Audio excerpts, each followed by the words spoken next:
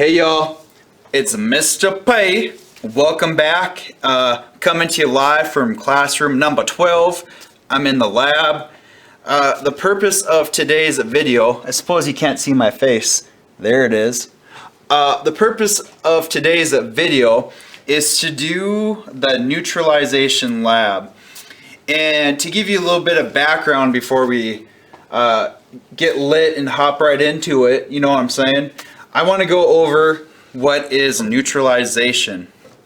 In a neutralization reaction, you combine two things. The first thing you need is an acid, and the second thing you need is a base. When those two things come together, they will react, and that reaction is called a neutralization. We've actually done this in class before, so these chemicals here won't be in the lab. Here I just have vinegar, which is a type of acid. Then I have a baking soda, which is just a base.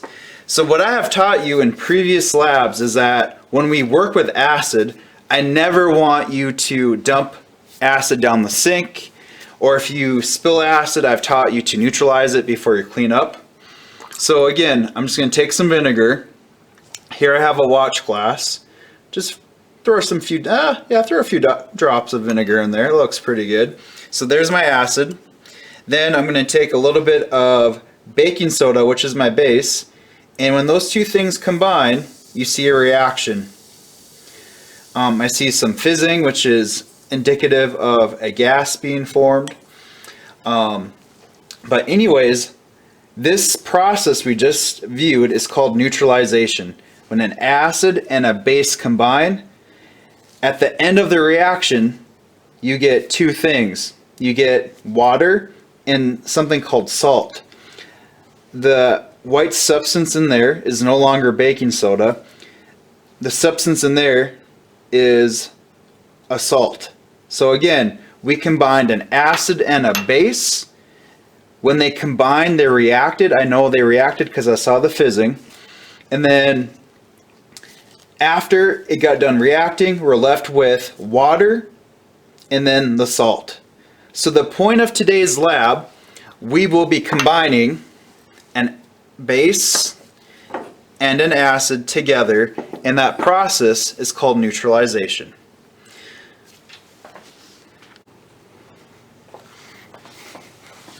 Ow! Woo!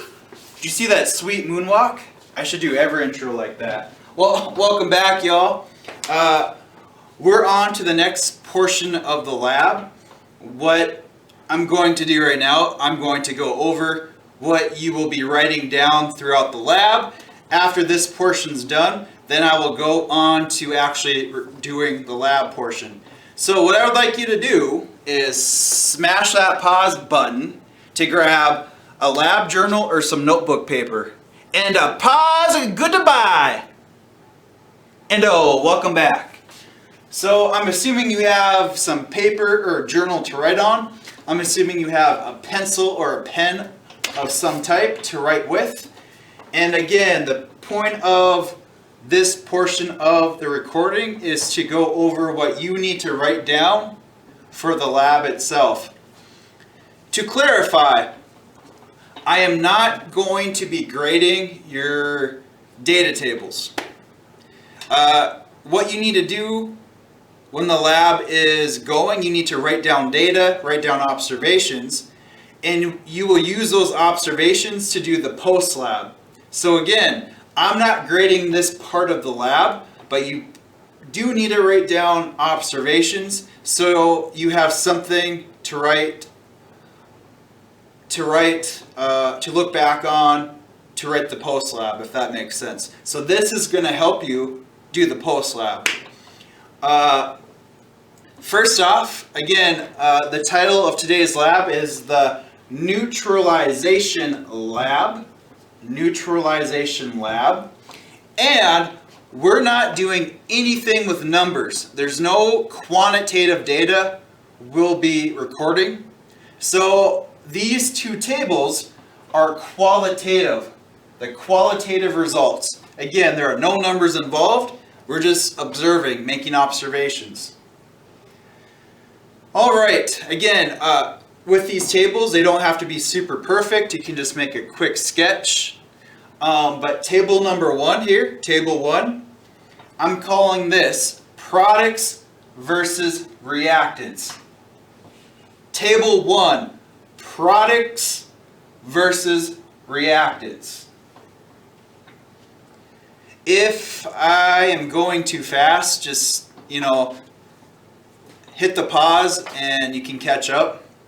But again, table 1, products versus reactants. For the sketch for the table, you will need 3 columns and 5 rows. 3 columns and 5 rows. So do a quick sketch of a table with 3 columns and 5 rows. If you can't see, I will tell you the names of these columns, the titles. Column on the left, I'm calling this name, the name column. The middle column is for the formula. We have name, we have formula. The far right column is for appearance. We have name, formula, and appearance. That is your 3 labels for the columns. Then you should have 4 rows left. That is table number 1. Table number 2. It can go next to it or right below it. Table number 2. Table 2. Evidence of physical change versus chemical change. Table 2. Evidence of physical change versus chemical change. I'm just using delta for change. You can do that too. Evidence of physical change versus chemical change. For table 2, I have 2 columns and 3 rows. 2 columns and 3 rows. The labels, the column headers here. Column on the left, delta type, change type. So again, that's delta meaning change. So the header, change type, is for the left.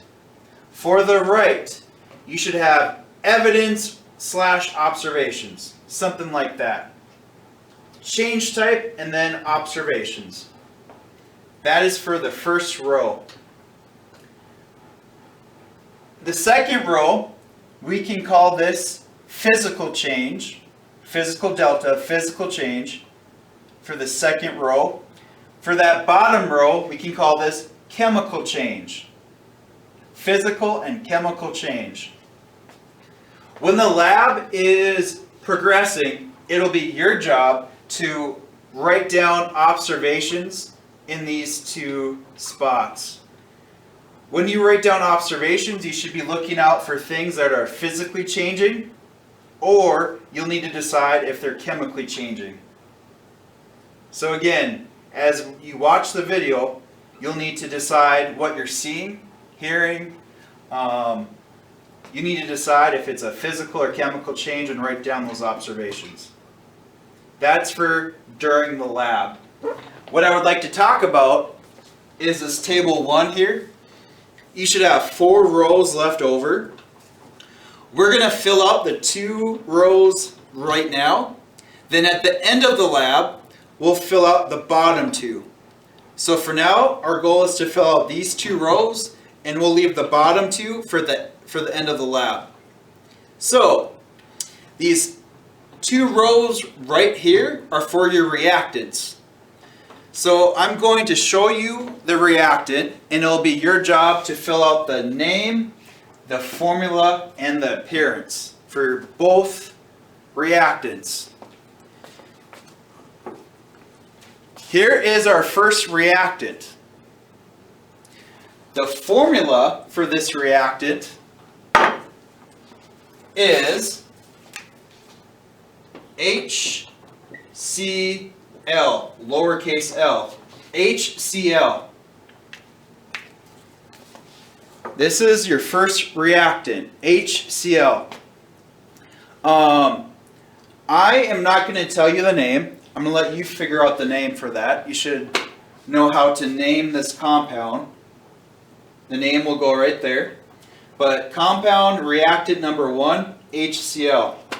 And one thing I have, I guess, observed or noted with y'all is that when we do our nearpods or when we write equations, I have you identify the symbol behind the formula. And what I would like you to do right now is behind the HCl formula, please identify the symbol that goes behind it. Is it solid, liquid, gas, or aqueous? You should have the symbol SGL or AQ behind the formula. And to give you a hint, this substance that's in here was dissolved and mixed with water. In this container, this chemical was dissolved and mixed with water. So, I'm hoping behind the formula, you're writing AQ for aqueous, meaning dissolved in water. The appearance, well, I would say it's clear. It's not cloudy. There is no strong odor. And it flows. It has low viscosity. It flows really easily. So again, clear, not cloudy, no strong odor is present. That's for reactant 1. Our second reactant, we should be on the second row. Our second reactant is NaOH. NaOH is your formula. N, little a, uppercase O, uppercase H. NaOH. Go ahead and take a moment to name that compound. NaOH. What is the name of that compound? Boom! Shakalaka boom! So folks, to give you a hint here too, this compound is ionic. However, what would you say the state of this is? Would you say it's a liquid? Would you say it's a solid, liquid, gas, or aqueous? To give you a hint here, NaOH was dissolved and mixed with water. So our second formula, our second reactant, should also get AQ, aqueous, meaning it was dissolved and mixed with some water. So the appearance, it's a little bit, tidbit cloudy, little nuggets of clouds in there. So a little cloudy. And then not a strong odor. It's pretty odorless actually. I don't smell much of anything. And then again, it flows easily, so its viscosity is low. That is for NaOH. So at this point in the game, you should have these 2 rows filled out. You should have the names, the 2 formulas, and your description of the appearance. And to clarify, this first reactant, this is an acid. I know this is an acid because it has hydrogen ions in it. This second reactant is a base. I know this is a base because it has hydroxide. Hydroxide is OH. So to clarify, this is an acid because it has hydrogen ions. Come in! Oh, that was just the bell. This is an acid because it has hydrogen ions. This is a base because it has hydroxide, OH ions. Acid, base, boom. So I'm going to shift gears. I'm going to show you the apparatus next, and then I will actually begin the lab. See ya in a minute. Peace!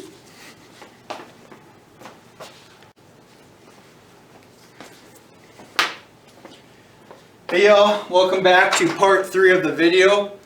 I've gone over the demo, I've gone over the 2 tables. Our next order of business, I'm going to show you the lab setup, y'all. The lab setup.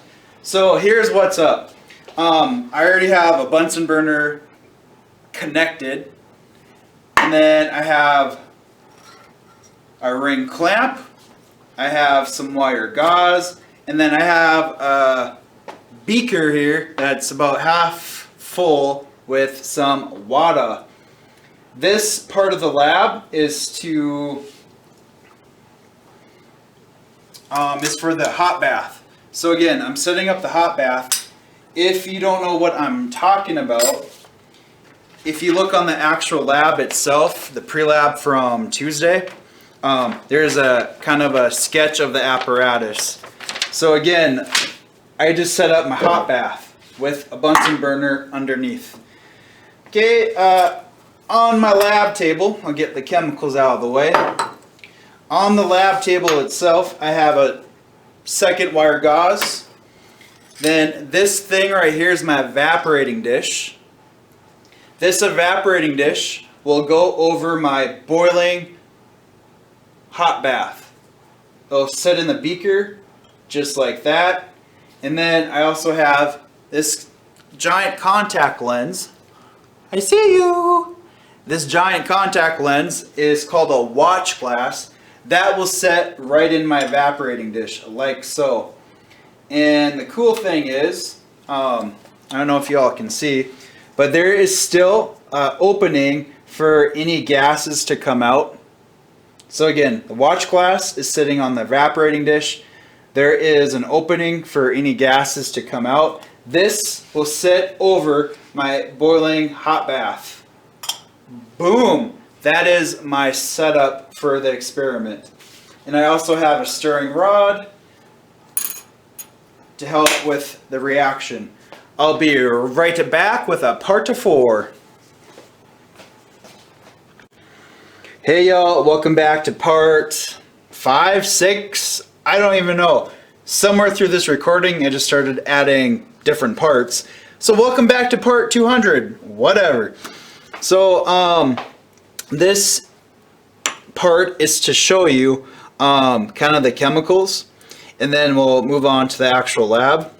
So here is my acid, here is my base, and here is something called, I don't know if you can see this, I'll probably not say this correctly, phenolphthalein. Phenolphthalein, it's an indicator solution. It turns the liquid pink when there is a base present. So again, phenolphthalein is an indicator, and it indicates to me when there is a base present. And remember, kind of the point of this lab is to combine an acid with a base and neutralize it. When the neutralization is done, when I add the indicator, it should not turn pink. So the point of this is to let me know if the base is still present. If the base is still present, it will turn pink and the neutralization is not over. So just to give you an example, so here's my watch glass. I put it on top of white paper so you can see the color change better. I have a base. There's a base in the watch glass. I'm going to add a few drops of acid. And I have taught you that when you combine acid base, it neutralizes. Here I'm just adding a few drops of indicator. And I don't know if you can see that, but right now the solution is pink. That means a base is still present, and that means the reaction is not done. The neutralization is not done. So the point of this phenolphthalein, again, is just to show you that if pink is present, the base is still there and the neutralization is not done. My goal is to make sure there's no pink remaining. And I know then the neutralization has has been complete. So boom, that is just a little background on phenolphthalein. What I'm going to do right now, I'm going to go ahead and measure out my different chemicals and get this lab rolling. While I measure out my reactants, I'm just going to ignite my Bunsen burner. Safety first, kids. And I'm going to get my hot bath going. Okay, so I want my water to be boiling. So I'm just going to gently heat that. While that's heating, I'm going to go ahead and mix my chemicals. So remove the watch glass. Here's my empty evaporating dish. Inside that evaporating dish, I'm going to place 2.0 milliliters of the base. The base is NaOH. I need 2 milliliters of that base into my evaporating dish. So let me go ahead and measure out 2 milliliters.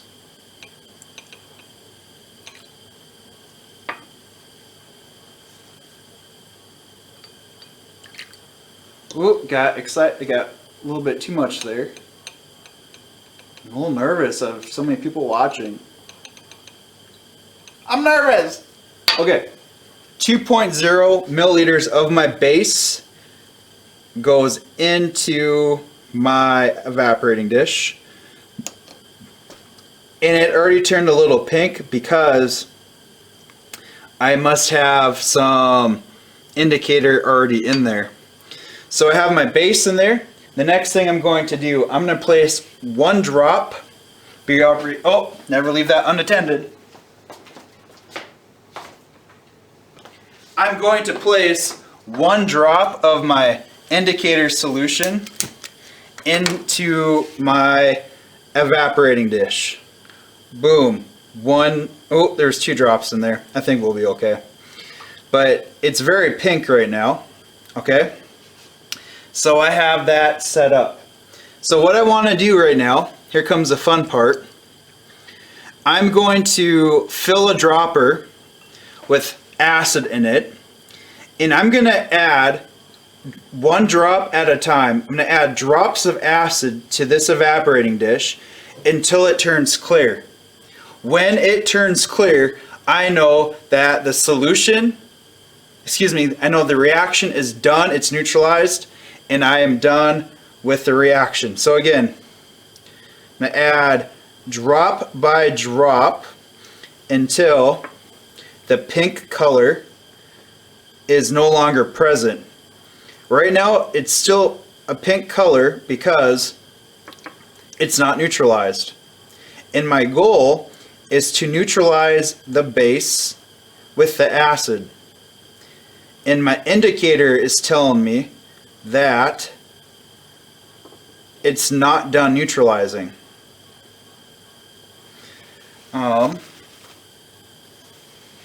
Give that a good swirl. I still see a faint pink color. So again, it's getting fainter, and my goal is to get that all the way clear. Then I know it's neutralized. So what you can be doing right now, I should have prompted you to, but again, you should be writing down in table 2 any evidences or observations of physical or chemical change. So your job right now is to, in table 2, is to write down any evidence of physical or chemical change. I still have a faint, very faint pink color.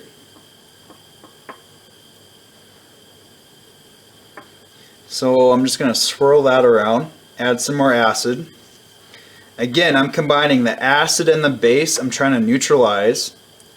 I know the reaction is neutralized when the pink color is completely absent,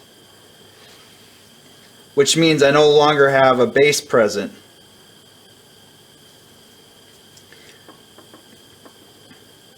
So this process might take a few minutes.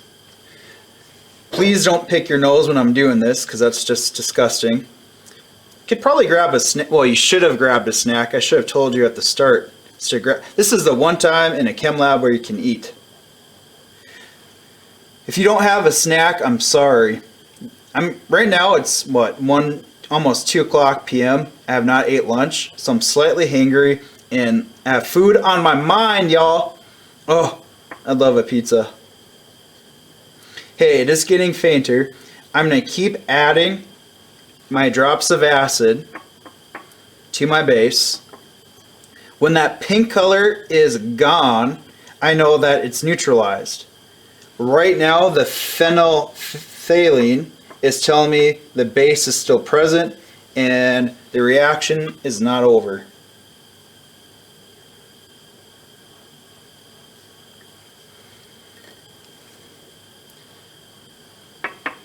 Hopefully y'all can see that. It is a slight pink.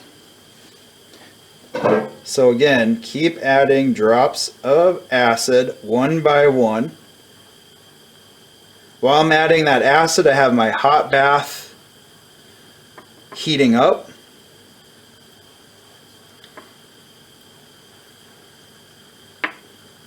Need some more acid in my dropper.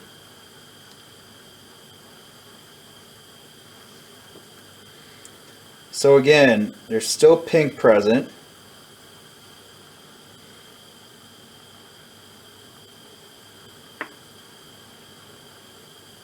It is getting fainter, but I need to keep adding drops of acid till that pink color is completely gone. Woo! We're getting close. It might be hard to see on your screens, but we're getting extremely close here. Was I supposed to count? No. Whew! I thought for a second I was supposed to count the drops of acid.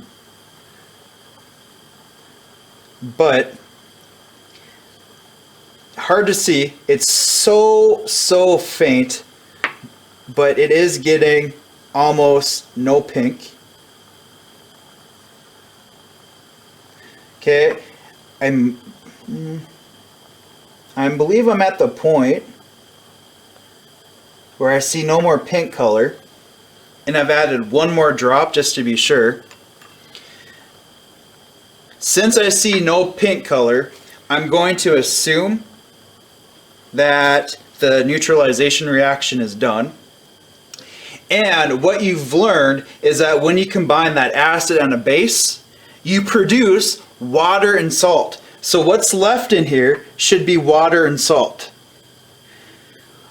My next goal in the lab, now that this is neutralized, I no longer have acid or a base.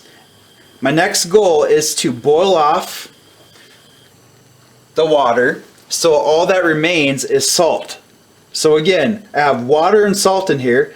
I'm going to put this over my hot bath, and that should drive off the water and leave off the salt, leave the salt behind. So I'm going to go ahead and transfer this to my hot bath. I'm just going to put my Bunsen burner off to the side.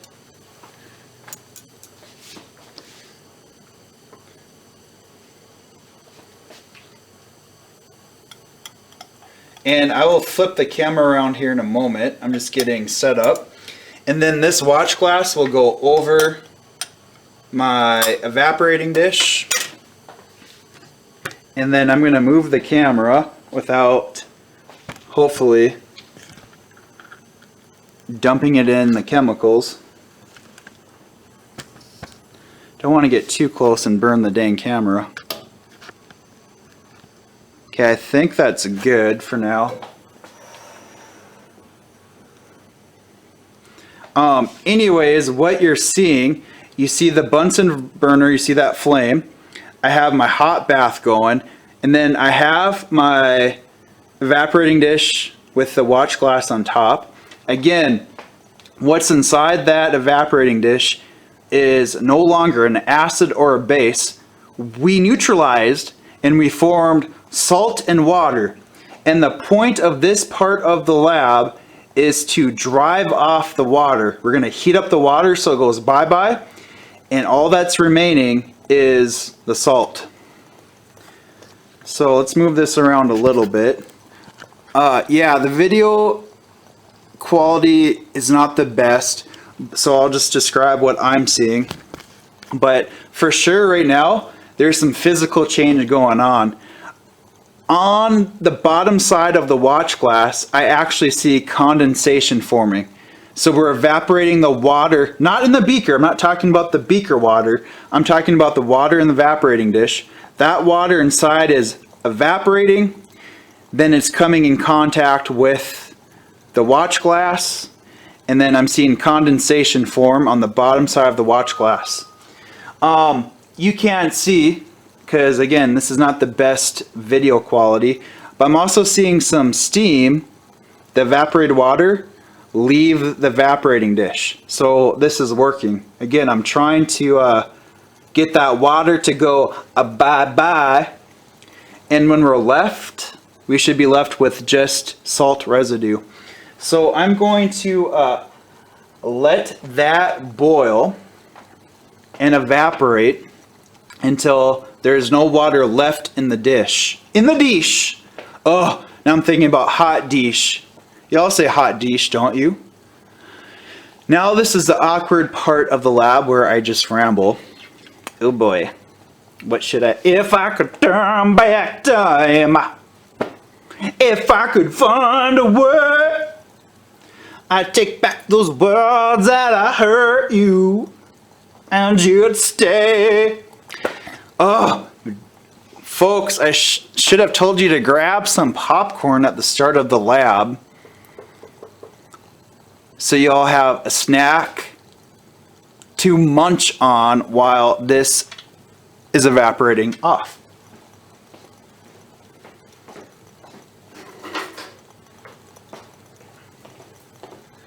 I know better than to look, but I'm just so curious. I wonder if there's still water even left in there. Oh, we're gonna be here a while. So here's what we're gonna do.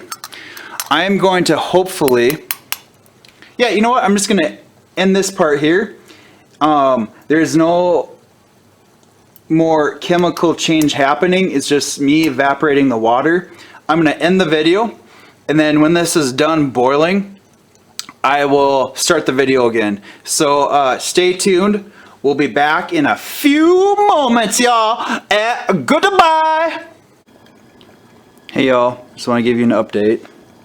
I know the video quality is not the best, but I took off the watch glass and I still have the hot bath going.